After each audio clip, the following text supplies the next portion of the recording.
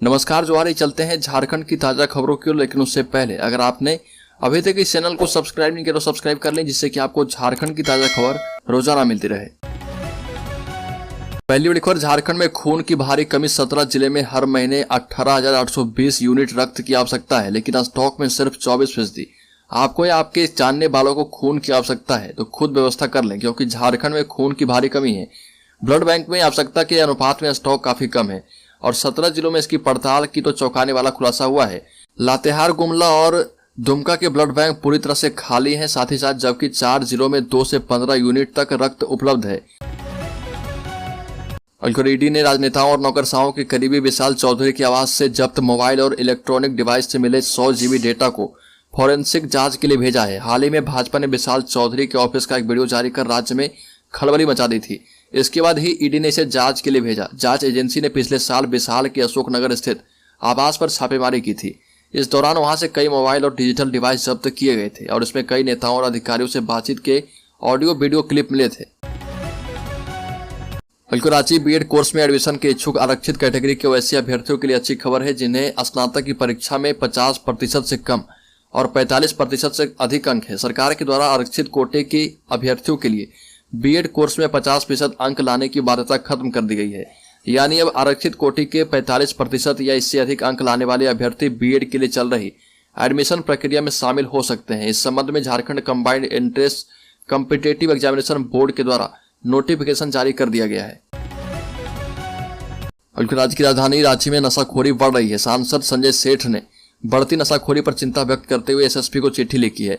इस चिट्ठी में उन्होंने चिंता जाहिर करते हुए लिखा है कि रांची में रात 10 बजे के बाद भी बार खुले रहते हैं, जिससे राजधानी में नशाखोरी बढ़ रही है। पत्र में रांची के सांसद ने लिखा कि रांची में विकराल होती ड्रग्स और नशाखोरी की समस्या और इसके गिरफ्त में आते युवाओं की जिंदगी अब तबाह हो रही है।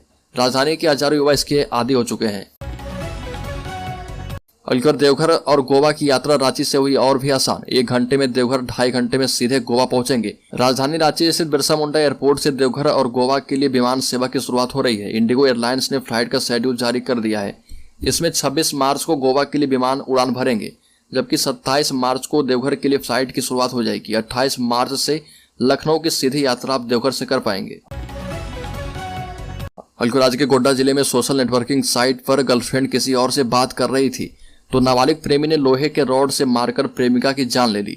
घटना गोड्डा के मागामा थाना क्षेत्र की है। होली के दूसरे दिन नाबालिग की लाश गोविंदपुर पहाड़ी के पास से मिली है। इस पूरे मामले पर एसपी नाथू सिंह मीना ने बताया कि नाबालिग की हत्या प्रेम प्रसंग में की गई। पुलिस ने आरोपी किशोर को गिरफ्तार कर लिया है, जिसे अपना गुनाह कबूल कर लिया है।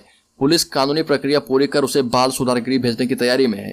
और 8 मार्च की रात करीब 11 बजे परिजन 17 वर्षीय नाबालिग छात्रा की गुमशुदगी की सूचना लेकर थाने पहुंचे थे। राज्य में कांग्रेस के प्रदेश महासचिव सह जिला प्रभारी सत्यनारायण सिंह ने कहा कि केंद्र सरकार की जनविरोधी नीतियों के खिलाफ पार्टी की ओर से 13 मार्च को राजभवन घेराव कार्यक्रम का आयोजन किया जाएगा। घेराव में जिले से 100 कार्यकर्ता शामिल होंगे और इनमें प्रखंड से लेकर जिले के अधिकारी, पदाधिकारी, वरिष्ठ कांग्रेसी भी शामिल होंगे। और वो सर्किट हाउस में पत्रकार से वार्ता कर रहे थे और ये कहा कि केंद्र सरकार विपक्षी को टारगेट कर ईडी एवं सीबीआई की छापेमारी करा रही है। अडानी और भाजपा नेताओं की जांच क्यों नहीं की जा रही।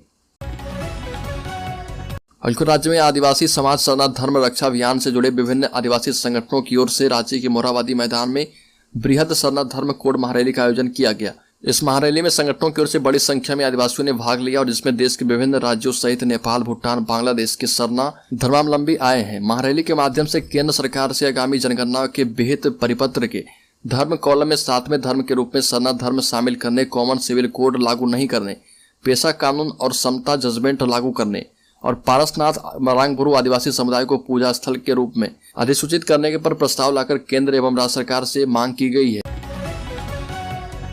झारखंड के स्वास्थ्य मंत्री बन्ना गुप्ता ने H3N2 वायरस को लेकर की बैठक, कहा कि राज्य सरकार बेहद गंभीर है।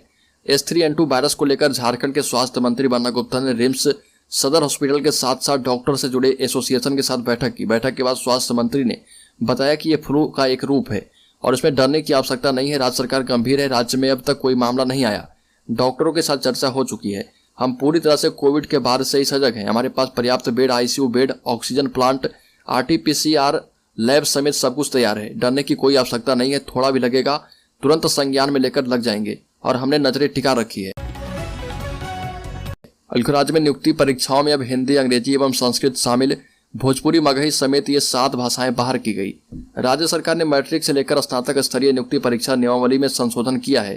कैबिनेट के निर्णय के बाद कार्मिक विभाग ने संशोधित रूलबुक अधिसूचित कर दिया है। जारी रूलबुक में राज्य और जिला स्तर पर मैट्रिक से लेकर स्नातक स्तरीय परीक्षाओं के लिए कुल 15 भाषाओं को सूचीबद्ध किया गया है। इनमें हिंदी, अंग्रेजी एवं संस्कृत को नई भाषा के रूप में शामिल किया गया है, पर भोजपुरी, मगही एवं अंगिका, असुर, बिरहोर समेत 7 भाषाओं को बाहर कर दिया गया। नियुक्ति परीक्षाओं के लिए अब जिला से लेकर राज्य स्तर तक सूचीबद्ध 15 भाषाओं की परीक्षा होगी और अब तक जिला एवं राज्य स्तर पर नियुक्ति के लिए अलग अलग भाषा चिन्हित थी। पूर्व में राज्य स्तरीय पदों के लिए होने वाली परीक्षाओं में 12 भाषाओं को सूचीबद्ध किया गया था। और झारखंड में बदली राशन कार्ड की पात्रता शर्तें। 97,000 लोगों के हटाए गए नाम। झारखंड में 97,000 अपात्र लोगों के नाम राशन कार्ड से हटाए गए। इनकी जगह राष्ट्रीय खाद्य सुरक्षा अधिनियम के तहत पात्र जरूरतमंदों का नाम राशन कार्ड में जोड़ा गया है। दूसरी ओर हरा राशन कार्ड के लिए इतने लोगों को जोड़ा जा रहा। मुख्यमंत्री हेमंत सोरेन के आदेश के बाद अब अन्न के अधिकार से वंचित सभी आवश्यकतामंद को राशन कार्ड उपलब्ध कराने की गति तेज कर दी गई है। और इसी कड़ी में 1 से 14 फरवरी के दौरान पीडीएस सशक्तिकरण पखवाड़ा का आयोजन राज्य भर में किया गया। राज्य में 8वीं, 9वीं और 11वीं की बोर्ड परीक्षा 11 अप्रैल से। झारखंड अधिविद्य परिषद की ओर से 8वीं, 9वीं और 11वीं बोर्ड परीक्षा का कार्यक्रम जारी कर दिया गया है। 11 अप्रैल से परीक्षाएं शुरू होगी। 9वीं की परीक्षा 11 और 12 अप्रैल को होगी। 13 अप्रैल को 8वीं की परीक्षा, वहीं 11वीं की परीक्षा 17 से 19 अप्रैल तक ली जाएगी। तीनों कक्षा की परीक्षाएं OMR सीट पर होगी। 8वीं की परीक्षा 13 अप्रैल को 2 पालियों में आयोजित की जाएगी। संयुक्त बिहार की ग्रीष्मकालीन राजधानी रही रांची का मिजाज पूरी तरह से बदल गया है। पेड़ पौधे पठार को खुद में समेटे रांची के अंदर कभी कलकल बहने वाली हरमू, स्वर्ण रेखा, जोमार, पोटपोटो जैसी नदियां झारखंड बनने के बाद अपना अस्तित्व खोती चली गई। 9 प्रदेश झारखंड की राजधानी के रूप में रांची का विस्तार होता गया। झारखंड की महत्वपूर्ण नदियों में से एक स्वर्ण रेखा नदी अतिक्रमण का शिकार हो गई है। और साथ ही आपको बता दें कि रांची के विश्वविद्यालय भूगर्भ शास्त्र विभाग के प्रोफेसर और पर्यावरण एक्टिविस्ट डॉक्टर नीतीश प्रियदर्शी ने बताया कि सरकारी आंकड़े का हवाला देते हुए कहा कि हरमू नदी, जो कि पहले 24 मीटर चौड़ी हुआ करती थी, आज अतिक्रमण की वजह से कई जगहों पर मात्र 1 मीटर चौड़ी रह गई है। भूगर्भ शास्त्र विभाग के प्रोफेसर ने बताया कि झारखंड में शराब बेच रही छत्तीसगढ़ की कंपनी पर लगा घोटाले का आरोप। संघ ने दिया 3500 करोड़ राजस्व का ऑफर।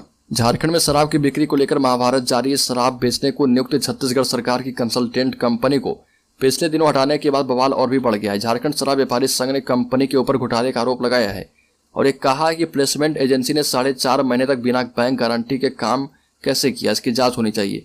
झारखंड शराब व्यापारी संघ के अध्यक्ष अंचित कुमार शाह और महासचिव सुबोध कुमार जायसवाल ने चैम्बर भवन में मीडिया कर्मियों से बातचीत की और ये कहा कि राजस्व की क्षति कैसे हुई, इसकी जांच होनी चाहिए। अधिकारियों की वजह से सरकार को भारी राजस्व की क्षति हुई है। राज्य के पश्चिमी सिंहभूम जिले में मैट्रिक और इंटर के परीक्षार्थियों पर रहेगी तीसरी आंख की नजर।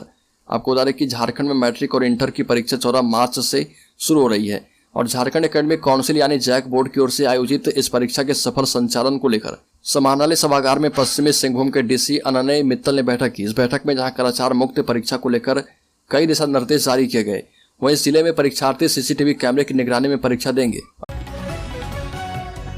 राज्य में स्कूलों में शिक्षकेतर कर्मचारियों को ऑनलाइन हाजिरी बनाना अनिवार्य किया गया। झारखंड के सरकारी स्कूलों में कार्य करने वाले शिक्षकेतर कर्मचारियों को भी ऑनलाइन हाजिरी बनाना अनिवार्य होगा। इसके लिए सभी जिले को स्कूली शिक्षा एवं साक्षरता विभाग ने निर्देश दे दिया है। इसके लिए जिलों के माध्यम से स्कूलों को सूचित किया जा रहा कि ई विद्या वाहिनी पोर्टल पर शिक्षकेतर कर्मचारियों की जानकारी अपलोड की जाए। स्कूलों में शिक्षकों, शिक्षकेतर कर्मचारी के साथ साथ गैर शैक्षणिक पदों पर कार्य करने वाले कर्मियों को मार्च महीने के वेतन एवं मानदेय का भुगतान ऑनलाइन हाजिरी के आधार पर किया जाएगा। राज्य के सरकारी स्कूलों के शिक्षकों को जनवरी 2023 से ही ऑनलाइन हाजिरी बनाने पर वेतन का भुगतान किया जा रहा। झारखंड की पंचायतों में बिना फार्मासिस्ट खुलेगी दवा दुकानें। युवाओं को प्रशिक्षण और आर्थिक सहायता देगी सरकार। झारखंड के ग्रामीण क्षेत्र में बिना फार्मासिस्ट के भी दवा दुकानें खुलेगी। इन दुकानों में वैसी दवाएं की बिक्री हो पाएगी जिनके लिए फार्मासिस्ट का होना आवश्यक नहीं है। सरकार ने राज्य की सभी पंचायतों में ऐसी एक दुकान दुकान स्थानीय युवाओं के माध्यम से खोलने का निर्णय किया है। स्वास्थ्य विभाग ने इसके लिए 5 अप्रैल तक आवेदन मुखिया या पंचायत सचिव के माध्यम से मांगे हैं। पैरासीटामोल समेत फंगल इन्फेक्शन, दर्द से राहत दिलाने वाले कुछ क्रीम, कब्ज, दस्त और उल्टी की कुछ दवाएं हैं जिनकी खरीद बिक्री में फार्मासिस्ट या डॉक्टर की सलाह की आवश्यकता नहीं होती। अलकर मौसमी इन्फ्लुएंजा की चपेट में कोयलांचल, दोगुने हुए सर्दी, खांसी और बुखार के मरीज। कोरोना वायरस संक्रमण के बाद अब तेजी से मौसमी इन्फ्लुएंजा के मामले धनबाद, कोयलांचल में देखने को मिल रहे। सर्दी, खांसी और बुखार के मरीजों की संख्या में दोगुनी बढ़ोतरी हुई है और इसको देखते हुए जिला महामारी रोग नियंत्रण विभाग ने अलर्ट जारी कर दिया है। सरकारी अस्पतालों में सर्दी, खांसी और जुकाम से पीड़ित मरीजों की बेहतर जांच करने का आदेश दिया गया है। वहीं मरीजों को सतर्क रहने की अपील की गई। जिले के सबसे बड़े सरकारी अस्पताल शहीद निर्मल महतो मेडिकल कॉलेज एवं हॉस्पिटल और सदर अस्पताल की ओपीडी में सर्दी बुखार के मरीजों की संख्या में दोगुनी बढ़ोतरी हुई है। अलकर साहिबगंज बना बांग्लादेशी घुसपैठियों का पनाहगाह, हजारों हिंदू परिवार हो रहे प्रभावित। झारखंड के साहिबगंज जिला इन दिनों बांग्लादेशी घुसपैठियों का सिर्फ पनाहगाह ही नहीं बल्कि उससे अब साहिबगंज में रहने वाले करीब 2 से 3 हजार हिंदू परिवार भी प्रभावित हो रहे। इतना ही नहीं बल्कि जिला प्रशासन उच्च न्यायालय के निर्देश पर अतिक्रमण करने के लिए उनके निवास स्थान दियारा नारायणपुर गांव के वार्ड नंबर 1, 2, 3, 4 पहुंच गई है। हालांकि ग्रामीणों ने जब इसका जोरदार विरोध किया तो जिला प्रशासन वहां से खाली हाथ लौट गए। लेकिन जिला प्रशासन ने आगामी 17 मार्च तक उन तमाम हिंदू परिवार के सारथी को खाली करने का अल्टीमेटम दिया है। आपको बता दें कि यह सभी मामले उन सभी हिंदू परिवारों के घर का है। यह तमाम परिवार उस समय पूर्वी पाकिस्तान से भागकर अपने धर्म की रक्षा करने के लिए हिंदुस्तान आए थे। राज्य के लोहरदगा जिले में युवक के गले में छुरा मारकर जानलेवा हमला। पीड़िता को स्थानीय लोगों के द्वारा इलाज के लिए कुडू सामुदायिक स्वास्थ्य केंद्र में भर्ती कराया गया। पुलिस ने घटना को लेकर युवक के स्वजनों का बयान लिया है, साथ ही घटना को लेकर मामला दर्ज कर लिया है। पुलिस अपराधियों की गिरफ्तारी को लेकर छापेमारी कर रही है। इस मामले में बताया जाता है कि लोहरदगा जिले के कुडू थाना क्षेत्र के जामड़ी गांव निवासी राजेंद्र चौधरी का पुत्र अशोक चौधरी जामड़ी में ही चाट चाउमीन की दुकान चलाता है। जहां पर देर रात वह दुकान बंद कर रहा था, उसी समय अज्ञात अपराधी ने युवक को गले में छुरा मारकर गंभीर रूप से घायल कर दिया।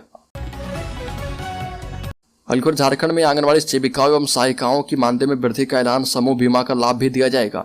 आंगनवाड़ी सेविकाओं एवं सहायिकाओं के मानदेय में वृद्धि की घोषणा झारखंड के वित्त मंत्री ने कर दी है और रामेश्वर उरांव ने कहा कि आंगनवाड़ी सेविकाओं एवं सहायिकाओं के चयन एवं मानदेय रूलबुक गठित की गई है और इनके मासिक मानदेय में 3100 रुपये से लेकर 4800 रुपये तक की वृद्धि की गई। ये भी बताया कि वर्ष 2023-24 में इनके मानदेय में और भी वृद्धि की जाएगी। और इतना ही नहीं, सभी के लिए 500 रुपये प्रति वर्ष प्रीमियम का भुगतान करके राज्य सरकार इन्हें ग्रुप इंश्योरेंस का भी लाभ देगी। इसके अलावा राज्य के सभी आंगनवाड़ी केंद्रों को 6000 रुपये प्रति केंद्र की दर से समेकित निधि उपलब्ध करवाई जाएगी ताकि छोटी मोटी तात्कालिक आवश्यकताओं की पूर्ति हो पाए। अलकर झारखंड में गैंगस्टर्स पर नकेल कसने में लगे डीजीपी सभी जिलों के एसपी के साथ की मीटिंग। डीजीपी अजय कुमार सिंह झारखंड में संगठित आपराधिक गिरोह पर लगाम लगाने की तैयारी में है और इसके लिए उन्होंने सभी जिलों के एसपी के साथ बैठक की। झारखंड के डीजीपी अजय कुमार सिंह ने सभी पुलिस अधीक्षकों को राज्य में सक्रिय संगठित आपराधिक गिरोह पर हर हाल में और जल्द से जल्द नकेल कसने की हिदायत दी। खासकर जेल में बैठकर आपराधिक वारदातों को अंजाम दिलवाने वाले गैंगस्टर पर विशेष नजर रखते हुए उन पर कार्रवाई करने का निर्देश डीजीपी ने दिया है। और डीजीपी अजय सिंह ने राज्य के सभी जिलों के पुलिस अधीक्षकों के साथ हुई बैठक में यह निर्देश जारी किया।